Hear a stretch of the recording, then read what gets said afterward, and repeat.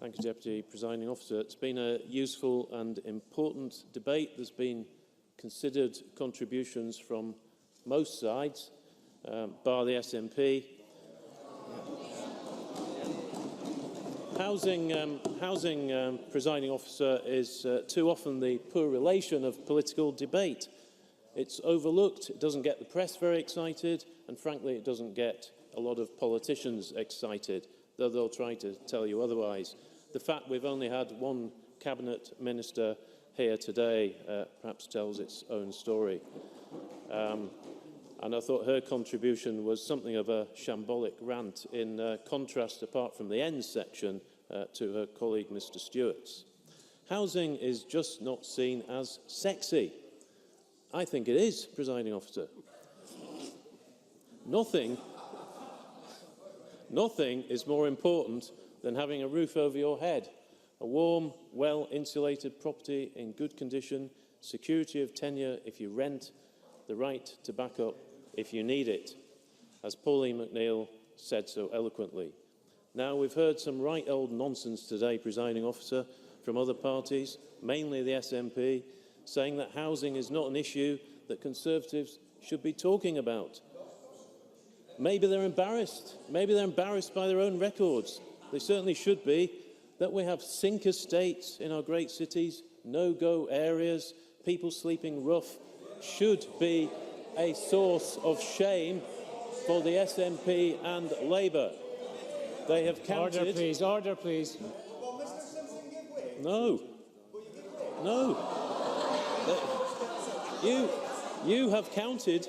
You've counted on the votes of people living in the poorest areas of this country for decades and taken them for granted. Now, expert after expert says we have a housing crisis. Crisis, the homelessness charity, was formed 50 years ago by a Conservative, Ian MacLeod. It should not exist today, nor should Shelter, whose plea for a national homeless strategy was snubbed for so long by the SNP. And I'm certainly not convinced that the measures announced by the programme for government amount to such a thing. Perhaps Kevin Stewart will tell us differently next week. Homelessness is the end result of a failed system, or a lack of a system. It's not some academic concept to be discussed in worthy research papers. It involves real people. Real people leading the most chaotic of lives. So when we put housing at the forefront of our policy agenda, it's these people, Miss Martin, that we're thinking of, and we're proud of that. I'll take your intervention. Gillian Martin. Thank you. It's actually a question. I mean, the Tory party are wanting to build 100,000 new homes. Can you tell me how many of them you would like to actually make social housing? That would affect the people that you're just talking about? Graham Simpson. I will come on to those new homes, but we're talking about homes across all tenures. We do need new homes. We do need new homes, as Adam Tompkins said. Now, in 2015, Nicola Sturgeon said, making sure that everyone has a safe, warm and affordable home is central to our government's drive to make this country fairer and more prosperous, and I couldn't agree more. But housing output in Scotland is flatlining. Just over 16,000 homes were built last year. A whopping, Mr Stewart, 88 more than the year before. And the number of homes being started in the same period fell by 2%. The number of homes being built is more than a third down on 2007 levels. That means prices and rents are still too high for many people, and our youngsters struggle to get their foot on the housing ladder. We need to do more across all tenures, and for that we need, again, as Adam Tompkins said, imaginative policies of the kind lacking from this government. Now, Ruth Davidson has called for a new generation of new towns to be built. I live in Scotland's first new town, East Kilbride. It's 70 years old. It's time for a new wave of settlements designed for active travel, designed to use less energy, designed for the people, with the people. To do that, we say there should be a new National Housing and Infrastructure Agency and a Cabinet Minister covering the same. That might benefit you, Mr Stewart. Not to override councils, but to lead from the front. Too often, things don't get built because of wrangles over who's going to pay for what.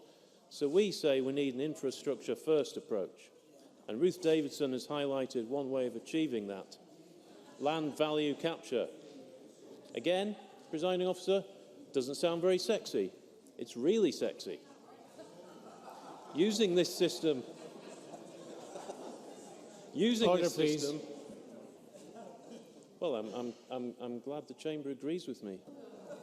Using this system could unlock £8.6 billion of additional funds in the Edinburgh City region alone over the next 20 years, according to the Centre for Progressive Capitalism, and at no cost to the public purse. It could be one feature of a dynamic reformed planning system, and using this system or other methods, the new agency would pinpoint and evaluate new development sites, bring brownfield land forward for development, and install any necessary infrastructure. Agency-acquired land could be sold specifically to smaller builders, private rented sector investors, or for self-build and co-ownership, and Scotland lags behind other countries in all those fields.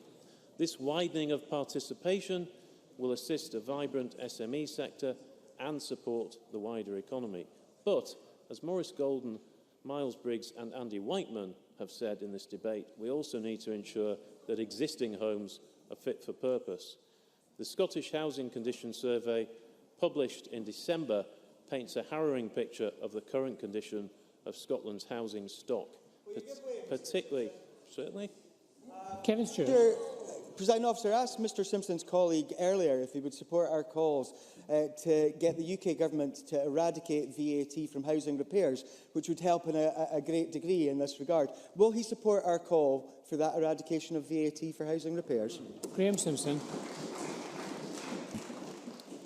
Given the state of the housing stock, particularly the stock built pre-19, a quarter of Scottish dwellings are in our tenements. Given the conditions, and some of them are in critical disrepair, some critical, urgent and extensive disrepair, I think all options need to be looked at. We do need a strategy to deal with the condition of tenements. Now, a significant proportion of more recently developed housing is also reaching a similar stage of requiring major repairs. We've got two opportunities to change things, Presiding Officer, through the Planning Bill and the Warm Homes Bill. The planning system is reactive, it's developer-led. We actually need a system that plans for what we need. It's also true that planning is done to communities and not by communities. So we need to factor in the best standards of design and energy efficiency. We can already build homes that require no central heating. None. I've seen some near Lockerbie, built in a factory at Cambuslang by CCG. We should have more homes like this built off-site. The Warm Homes Bill should provide a clear statutory foundation for a new fuel poverty strategy, including the new target date for the eradication of fuel poverty, which affects a third of households in Scotland.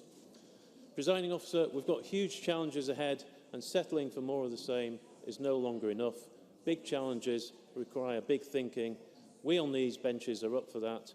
We're proving it, but the Scottish Government is being found wanting. I support the motion in Adam Tonkin's name. Thank you very much. That concludes our debate on housing. The next item of business is consideration